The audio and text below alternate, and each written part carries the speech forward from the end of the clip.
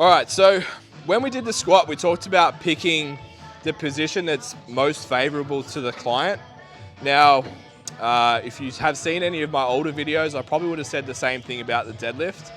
What I've kind of seen over the last couple of years of taking that approach is those hypermobile people are always going to choose a sumo because it's easier to get into position. Doesn't necessarily mean it's the best. A deadlift setup and being tight in the bottom of a deadlift is actually quite uncomfortable. So we need to consider that and think, well, if we put a gen pop, maybe a little bit newbie trainee onto a bar, put them in both positions and say which one feels better, they're more than likely going to say the sumo just because it's easier and it's nicer to get in there. And it's cheating, so let's not do that. No, so the consideration there is just like the torque at the hip. Some people can handle it, but you just need to make sure that you're actually still getting tight in those positions, because those people that can get into a sumo really comfortably, their ability to get tight in that position is actually not great. So I always prioritize the conventional first. If you're looking for a body composition result or a general strength result, bar travel wins. So you're doing actually more work with a conventional deadlift in terms of like the bar needs to move further. So probably lean towards conventional if you can. Then for someone who maybe has a powerlifting goal, suits their leverages, they can get stable there and it's all good. Sweet, let's go into the sumo pool. And then you can just tease them and say that they cheat. All right, so Jason's going to approach the bar. It's very similar to his early setup. So you see with Jace, it's just hip width apart. That's where I want most people to start. And then we troubleshoot from there. So just on the way down, like I said in that earlier video, like just be aware of where you are in positioning. Don't stand over like Gumby, but coming down and really the setup's going to happen down the bottom. So down to the bar, Jace gets his hands set. He's going to pull the slack out of that bar while he drives his shoulders into his hips, gets lats tight, ribs down. He's got that brace. So if you notice when Jace sets up, he's actually almost like shaking being down in that position. He's so tight and ready to explode out of that position. So if, again, coming back to that, or what feels better, most people are going to say the sumo because that's uncomfortable if they're not actually getting tight in the sumo.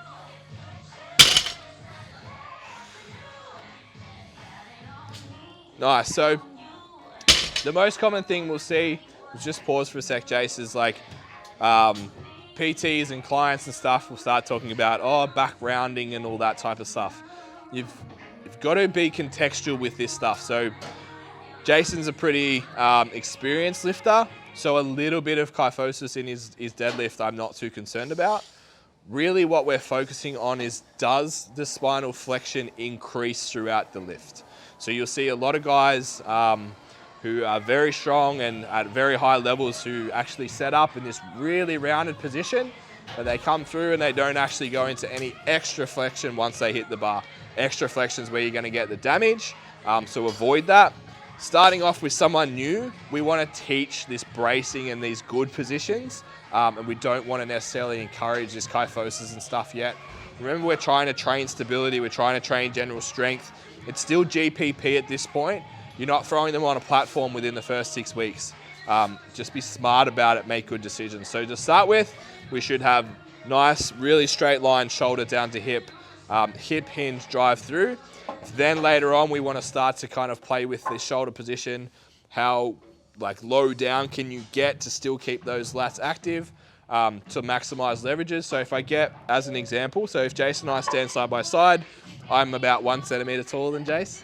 So if we actually have our hands down by our sides and I'll stand next to him, see how much lower my fingers are to his. So if he keeps this good position, engages his lats, and I do this, and I just go into this slight kyphosis, I'm actually a lot lower down to the bar. So the travel is going to be a little bit less. It's going to be a little bit easier just to pop into this position if I want to get on a platform and actually compete.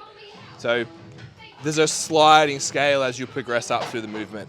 So one other thing that we see that's a really common issue with a lot of lifters, I'm not going to troubleshoot all of them, but just some common ones, is this like either one knee dropping in or both, or this shift happening. What I found that's really effective for that is the cue of knees out doesn't work. And even for the squat, you'll hear a lot of people say, oh, knees out, knees out. What does knees out actually mean? We're basically trying to create external rotation at the hip. So by knees out in the squat, if your foot's planted, that actually creates that tension. It'll give you typically more depth with the squat, more stability. Same rules apply with the deadlift. And something you can actually do with people that are struggling with that is just turn those toes out just a tiny bit and just cue that rip into the floor and spread things apart.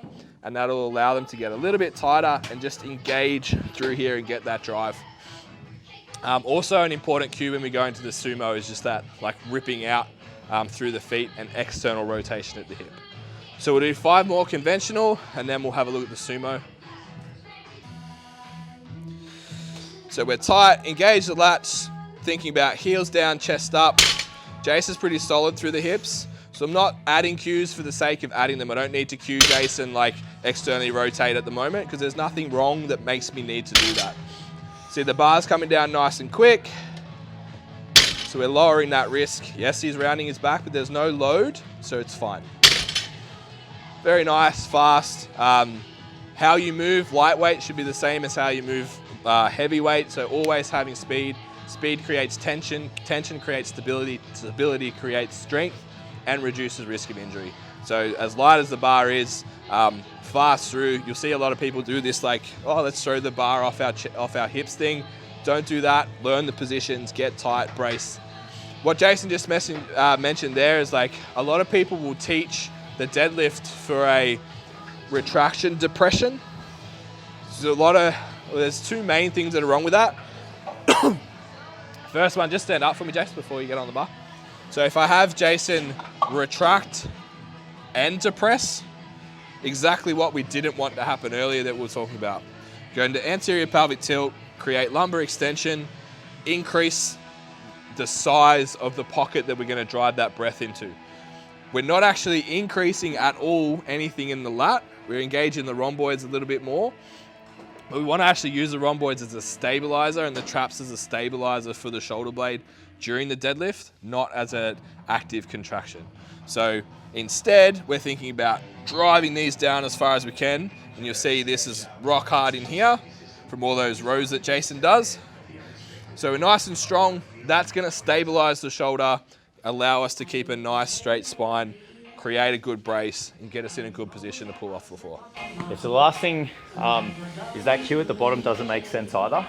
Like me getting in here and retracting like this. It's like we're going upwards with the weight. So you're actually asking really, really small muscle groups in your back to take hold a really, really heavy weight. So I got cued like that when I was younger. I hurt my shoulder blade, was out for a really long time.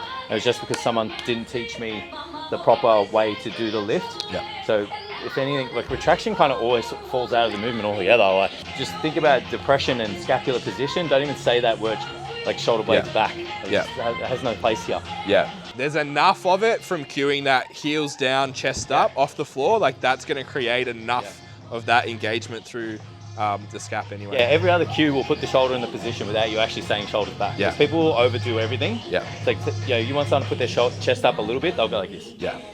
So just, I just shit can it. Yep.